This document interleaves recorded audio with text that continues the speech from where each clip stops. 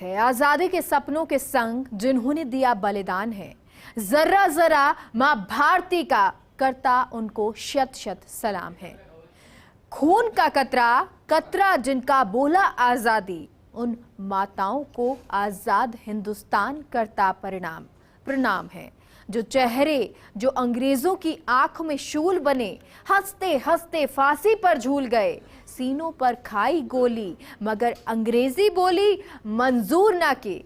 उन भारत माँ के सपूतों को बच्चा बच्चा बोल रहा, तुम हो आजादी के मतवालों, तुम हो फ्रीडम फाइटर।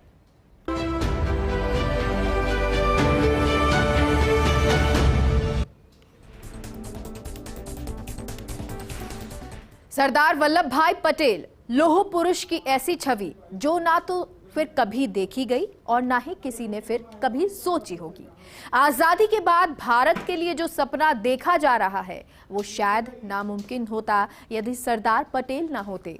खंड खंड भारत को कभी अखंड ना किया जा सकता यदि सरदार वल्लभ भाई पटेल ना होते। उनकी आवाज में एक सिंह सी दहाड़ थी, हृदय में कोमलता की पुकार थी। एकता का स्वरूप उन्होंने ऐसा रचा कि देश का मानचित्र पल भर में बदल गया। कश्मीर से लेकर केरल तक विविधता होते हुए भी यदि भारत एक है तो सरदार वल्लभ भाई पटेल की वजह से। आज फ्रीडम फाइटर की अगली कड़ी समर्पित है सरदार वल्लभ भाई पटेल के संघर्षों को।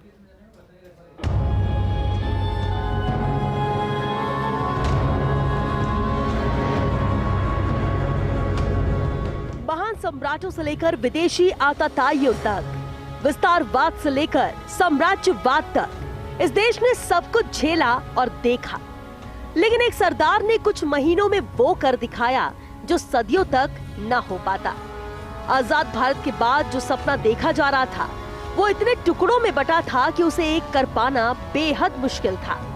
लेकिन एक सरदार ऐसा था जिसने वो सब कर दिखाया। सरदार पटेल ने 1917 में महात्मा गांधी से प्रभावित होकर वकालत छोड़ दी। इसके बाद वे आजादी के कई आंदोलन में अग्रणी रहे और अंग्रेजों को झुकने पर मजबूर किया। इस दौरान ही उन्हें भारत की महिलाओं ने लौह पुरुष नाम दे दिया। अंग्रेजों के गुलामी के दौरान सबसे बड़ी भूमिका उस समय की कांग्रेस पार्टी की थी। इसमें कई कार्यकर्ता और नेता आंदोलनों में सक्रिय भूमिका निभा रहे थे। ऐसे में इस पार्टी को एकता में बांधने का काम कर रहे थे सरदार पटेल। लेकिन भारत की आजादी से पहले और कुछ दिनों बाद तक यह देश राजनीतिक इकाई नहीं था। उसके दो हिस्से थे। एक आजादी के बाद राजनीतिक रूप से आजाद हो चुका भारत, तो दूसरा अस्तित्व खो चुकी रियासतों पर काबिज राजा महाराजा। वैसे तो आजादी से पहले कांग्रेस को एकजुट रखने में सरदार का योगदान तो अतुलनीय था ही, लेकिन आजादी के बाद भारत को एकजुट करने में उनका योगदान अविश्वसनीय है।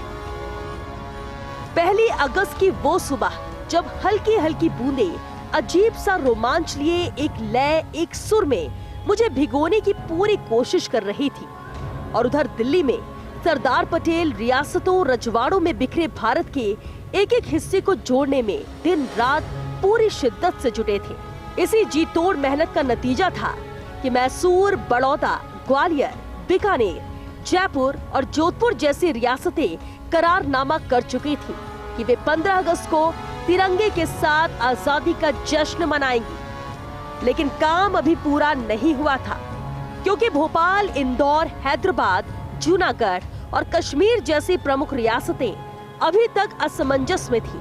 पटेल अभी ने भारत का हिस्सा बनाने के लिए रोज रणनीतियां बना रहे थे। इस बीच पाकिस्तान के इलाके में आई रियासतों को एक करने में जिन्ना के पसीने छूट रहे थे।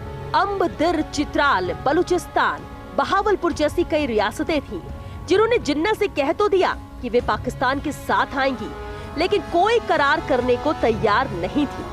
उस वक्त जिन्ना को इस बात का बेहद अफसोस था कि उनके पास पटेल जैसा कोई साथी नहीं है जिसे हर बाजी को पलटने में महारत हासिल हो।